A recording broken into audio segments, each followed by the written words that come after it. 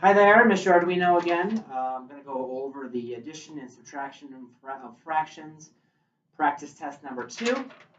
Your kids should have this for their homework in preparation for the test that we are going to be taking tomorrow.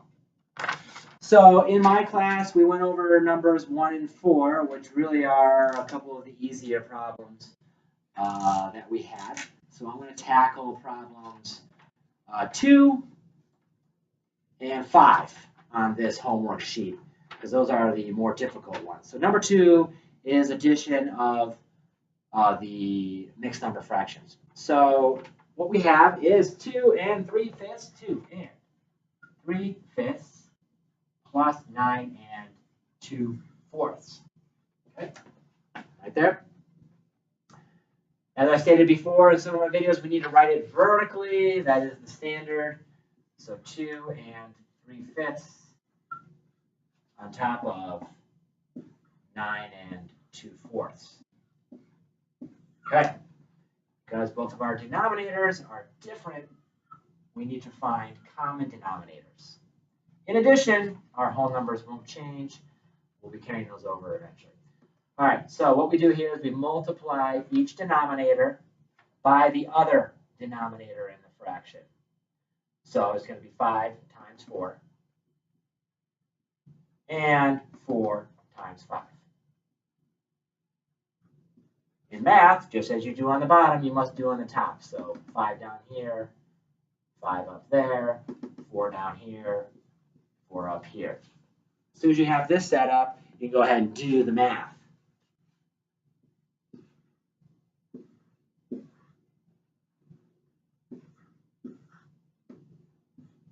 Got the same denominator, so that checks out. That is going well.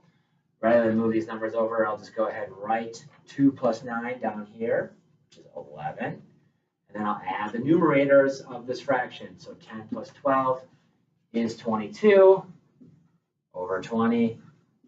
Again, if they're having trouble adding 10 plus 12 in their head, that's fine. Go ahead and do it off to the side. No problem with that. Okay, this is an improper mixed number fraction, so we need to convert or regroup this fraction. This is where the kids struggle. This is where the kids miss this step. So first you need to figure out how many times 20 will go into 22. As I told the kids in all of our problems in all of 5th grade, it's always going to be one time. That's just kind of how it is for right now. So 20 goes into 22 once, which means you're going to have a whole number of 1 to add to your already whole number of 11. Should be able to do that in our head. So 11 plus 1 is 12. My new whole number is 12. But then how much do I have left over after I put 20 into 22? And that should be a subtraction problem of 22 minus 20, so that is 2. That's our new numerator. And then like I always say, the denominator stays the same. Okay? So your new answer is 12 and 2/20. Again, it is not the standard to simplify this problem, meaning reduce it to lower terms, lowest terms, which would be 12 and 1/10.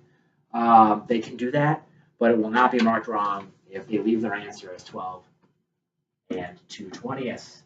It will be wrong if they leave their answer as 11 and 22/20. So hopefully that addition one makes sense. I'm going to jump right into the subtraction problem. Most of the kids do get this addition problem. It's just a matter of following all the steps and doing that final step. So the subtraction problem is number 5, and that's going to be 6 and 3/7 minus 2 and 5/7. You notice the denominators are the same, so it's all going to be about regrouping. That's probably what the issue is going to be here. So we're going to rewrite it vertically. 6 and 3/7 minus 2 and 5/7. And our issue here is you cannot subtract the numerator 3 minus the numerator of 5 here. So therefore, we have to borrow or regroup. And in subtraction, you do that by taking from the whole number here. So I'm going to automatically change the 6 to a 5, so I'm taking 1 whole. And as I've explained, that 1 whole is represented as a fraction over here. It's a little bit long.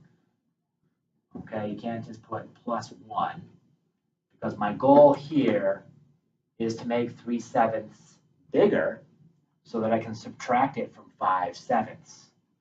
But I can't put 1 there. I have to put 1 as it's represented as a fraction with this denominator of 7. So as the kids should know, 1 is represented as 7 over 7.